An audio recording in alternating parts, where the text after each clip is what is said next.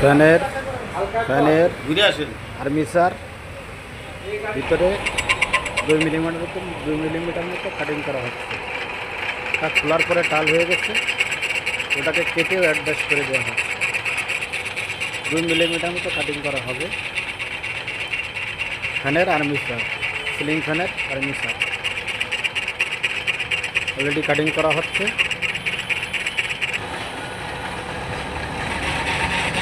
আর একটু বাকি আছে, আমাদের কাজটা প্রায় শেষের পথে।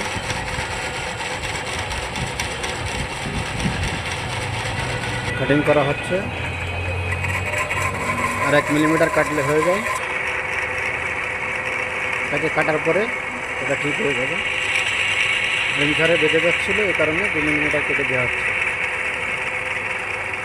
আমাদের কাজটা প্রায় শেষের পথে, অলরেডি কমপ্লিট হয়ে গেছে। ধন্যবাদ।